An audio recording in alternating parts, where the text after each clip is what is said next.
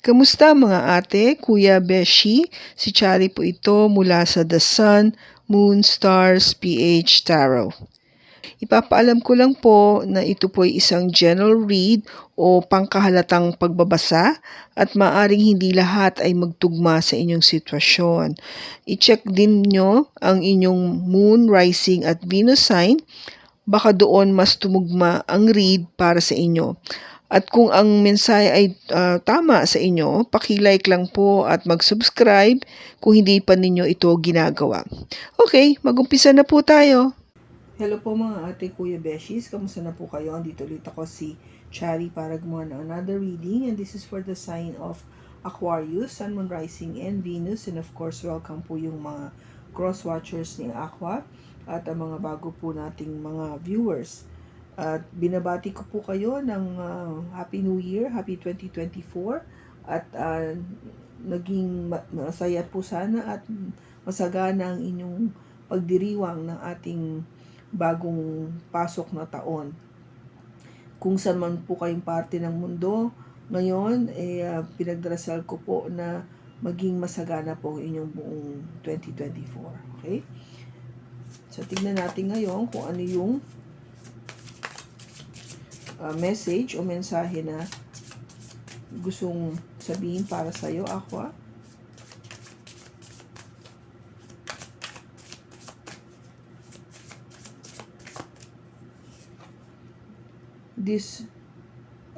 Will this ever change? Will this ever change? Okay? You were right. And no one understands me but you. Okay, so Aqua. Ang nararamdaman ko dito is meron kang pinagdaraanan o ikaw at yung person na siguro sabihin natin matagal na tong issue, matagal na tong problema, matagal na tong kung gaba nagiging pala usapin sa inyong dalawa o a point of discussion. Kasi ang tanong mo, will this ever change? Mababago ba ito? Or it could be something na maybe you're dealing with yung pagiging pag-iisa lamang, no? Being alone. Mababago ba ito? Kasi baka hindi lang ako nakikipag-usap ngayon o yung energy na napipick up ko, baka hindi lang to energy for if I'm dealing with an Aquarius that has already a person or a single Aquarian. Okay? You were right. So, ang tanong kasi dito, kasi nga yung sinasabi is, oo, tama ka. No? Kung gaba there is this agreement na na-realize mo, there was realization na oo, tama siya. O tama ka. Depende. So, take it as it resonates. Kasi, for sure, walang ibang nakakaintindi sa'yo o sa kanya, kundi ikaw lang o siya. Okay? So, yun yung nagiging parang sitwasyon dito. Tingnan natin sa tarot kung ano yung message na mapipick up natin para sa iyo, Aquarius. We have the Nine of Pentacles, the Knight of Pentacles, the Five of Pentacles, the Four of Wands, and the Death. Bottom niya is the Queen of Cups.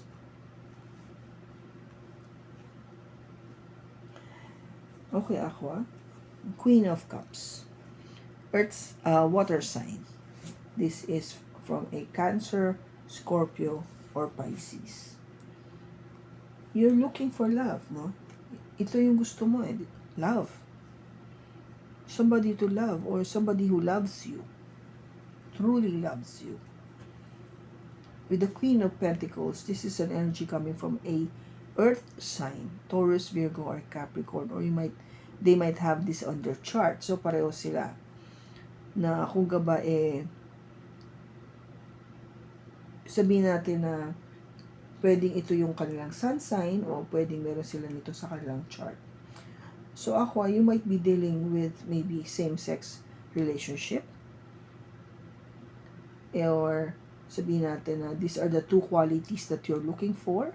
Somebody who truly loves you, and somebody na talagang very stable, secure, practical, na loyal, na talagang ito yung hinahanap mong qualities niya.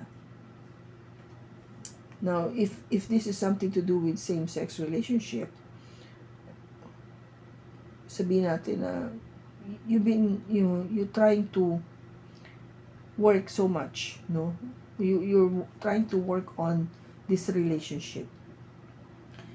Yung sobrang busy niyo sa trabaho, to a point na I think you forgot na nagbigay ng oras sa isa't isa. That's why nagkaroon ng ending. No, nagkaroon ng pagtatapos. Maybe what hasn't changed is the fact that yung time that was given sa relationship was very little. Kasi nga nakafocus kayo pareho sa trabaho.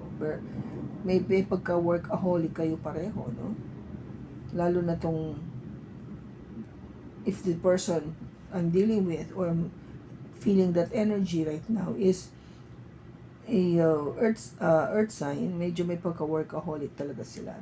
Because they are really into their resources, to their money, sa kanilang career. Okay? So, kaya, nagkaroon ng ending. Okay? Now, Aqua, I think for quite some time, no? For quite some time, naging single ka, no? You're doing well, you have all these resources in your money, in your bank account, no? You have all these resources in your bank account. You're practically could buy anything you want kasi okay ka naman financially. You're doing well with your career. You have a nice place to live in, na bibili mo lahat ng gusto mo, and you're very independent. That's the thing. Kung gaba, you don't need anybody to help you pagdating sa paano mabuhay kasi kaya mo on your own.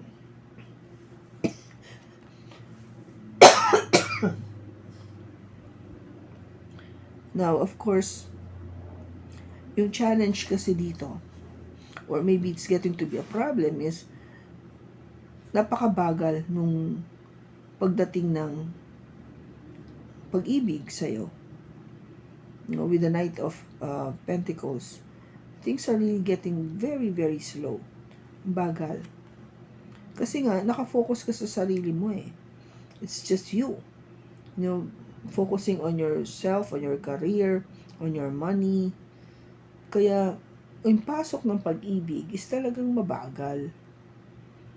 Kasi iba yung priorities mo in life, di ba? And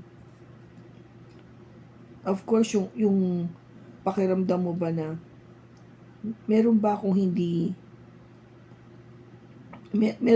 hindi na-accomplish sa sarili ko. Something that I forgot to pay attention. Yung pakiramdam ko na hindi ko nabigyan ng pagkakataon o oras yung aking love life. Kasi, di ba, nag-focus ka nga sa sarili mo, sa pera, sa career. Ang gusto mo, eventually, is to find someone that would lead to marriage. Someone na mapapangasawa mo, somebody to be with for the rest of your life, for companionship, for marriage, to have a family with.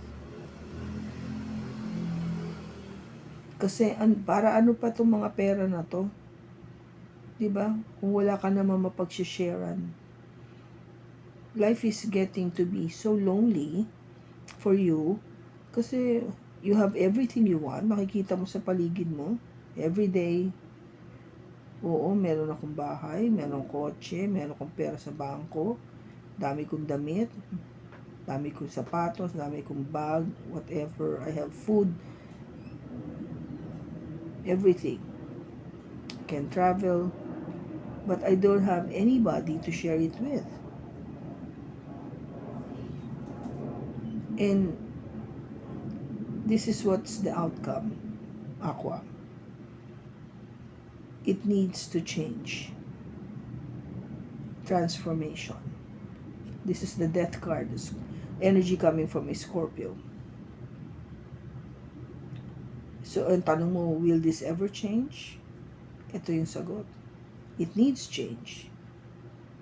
No, you need to transform. You need to change your life. If you wanted to have love in your life, gusto mo magkaroon ng pag-ibig sa buhay mo, di kailangan may mabago. That is what is the message is all about. You need to change. If you need this love, then you have to change. There is this change that needs to happen. Bakit andito yung Nine of Pentacles? Bakit andito yung Nine of Pentacles? We have the Five of Wands, the Hermit, and the Ten of Pentacles. Pagiging single mo kasi is getting to be a conflict, okay?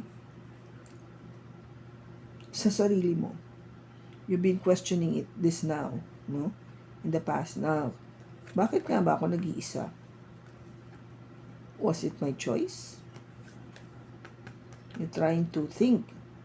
No? Ina-analyze mo na ngayon sarili mo. With the Hermit, this is an energy coming from a Virgo. So, ina-analyze mo na, kailangan ko ba talaga mag-isa? Ba't nga ba ako nag-iisa? Ang gusto ko ito eh. Meron akong kasama sa buhay, pang matagalan. Gusto ko meron akong mga anak. Magkaroon ako ng mga apo. Apart from having a house, a big house, or maybe just something that, komportable kami ng aking asawa at pamilya. To have everything. Meron kaming sapat na pera sa bangko. No, to have everything. Hindi lang sarili ko. Not just by myself. But what I want is to have a family. Ito. Yun yung iniisip mo. Kaya nagkakaroon ka na ngayon ng something to, kasi kung gaba in conflict yung ano mo na eh, kina-question mo na ngayon yung sarili mo.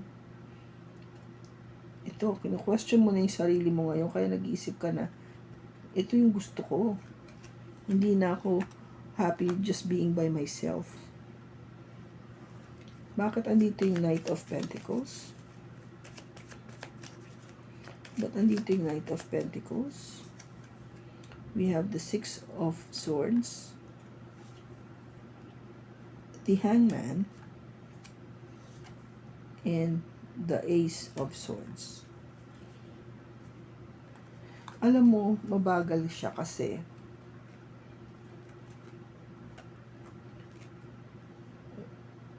gusto mo kasing dahan-dahan din eh. Dahan-dahan yung pag-move. To a point na minsan wala na nga nangyayari. Kasi andito yung Hangman. Energy coming from a Pisces. But you wanted, you've been very honest with yourself with the Ace of Swords. This is telling yourself na hindi ko naman kailangan magmadali eh. Hindi ko kailangan magmadali. To get there. Saan man ako makakarating. Hindi ako kailangan magmadali. That's why it took so much time for this love to come in. Maybe because nga, sabi ko sa'yo, hindi ito yung naging priority mo in life. You're just being honest na, I don't need it. Not now. Hindi ito yun. No, bakit the Five of Pentacles? Ba't siya andito?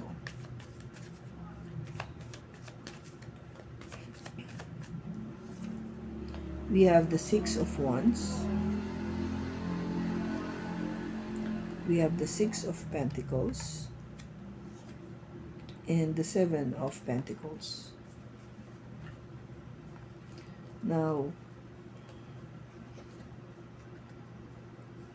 when you were realizing na hindi, isipin yung inaisip mo na hindi ko naman kasi kailangan ng love eh. Pero ngayon, na napag-isip-isipan mo na meron pala akong hindi, kung gawa meron ko nakalimutang gawin. O hindi ko binigyan ng importansya. I didn't give importance. I ignored it totally. Or put it at the back burner. No? Tipong ganon. No? Isinantabi ko muna. Hinuli ko. Kasi nga, I want to be successful in what I'm doing. You know? Gaining all this money.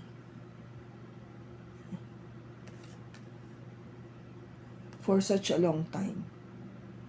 Ang importante sa aking success is yung financial success ko. But of course, it took a long time for me to establish that. Yung para masabi ko na I'm financially secure. Matagal-tagal din yung binuno ko doon na oras, sa panahon. Bakit andito yung Four of Wands? Bakit andito yung Four of Wands? We have the Page of Pentacles, the Ace of Pentacles, the Four of Swords. Ngayon, ang gusto mo is to meet someone para makasama mo na sa buhay. To meet someone na mapapangasama mo sa future. Someone that would offer a very solid foundation sa'yo. Someone that would give you that new beginning. And that's what you've been praying for. Ito na ngayon yung pinagdarasal mo. Okay, Aqua? Bakit andito yung Death card? Bakit andito yung Death card? We have the Two of Wands, the Star, and the Four of Cups. Bakit, di ba sabi ko, kailangan may babago para magawa to, mangyari to. To have this new beginning. We need to change. There should be a transformation. Kasi you wanted to make that decision already. In other words, you already made that decision. Nagawa ka na ng decision that you wanted this dream to come true. Yung pangarap mo, yung pinagdarasal mo, na sana meron ka ng makasama panghabang buhay, na you get married, you have family, no? Yung dating hindi mo naiisip noon, naiisip mo na ngayon. You made a decision na gusto ko nang matupad itong pangarap na to. And this time, pag may love na nag-offer sa akin, hindi ko siya nai-ignoren. Hindi ko na siya isasantabi. Hindi ko na siya ibabaliwala. In other words, mag-i-effort na ako. Bibigyan ko to ng panahon. Pag-iisipan ko. Tatrabahuhin ko. Okay? So that is what needs to happen para makamit mo yan. Okay? Maybe you're telling me that I'm right. And that you're also telling me, ako lang nakakaintindi sa'yo. No? This is a message between you and me. Kasi ang tanong nga, will this ever change? I said yes. Depende na ngayon sa'yo yan. Ano yung advice para kay Aqua? Ano yung advice natin for Aqua? We have new moon in Aquarius. We have new moon in Sagittarius. Focus on the positive. New moon in Scorpio. Go deeper. And Last quarter moon in Capricorn, leave the past behind. Okay, so, diba, kung ano may nangyari noon, wala na yan, kalimutan mo na yan. Mag-focus ka lang being positive. What's being positive is, you wanted to meet already the right person for you, so to get married. Ang gusto mo kasi is magkaroon ng kasama sa buhay at magkapamilya. Hindi naman imposible yan eh. Just focus on that positive. Okay? Kalimutan na yung nakaraan. Now, tanong natin, matutupad ba itong pinapangarap ni Aqua? Matutupad ba itong pinapangarap ni Aqua? Oh my gulay. Yes. It says here, yes. Matutupad. Just hold tightly on that thought. No? Huwag mong pakakawalan yung pangarap na yon. Kasi this is the Four of Pentacles. So, hold tightly on that thought. No? Yung pag-iisip na yung dream na yon. Huwag mo siyang i-let go. In other words, believe that it will happen. Okay? Believe that it will happen.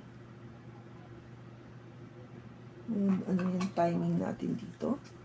Kailan? Just believe. Natatanong ko is kailan mangyayari ito? It says, within a couple of days. Oh. Baka may ma-meet ka na, no? You'll never know. Within a couple of days, baka may mangyari bigla, Aqua. No?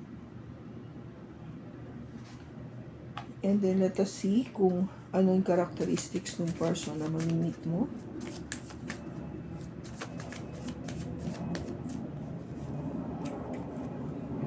Talkative, medyo may pagkamadaldal siya, or maybe very good in conversation.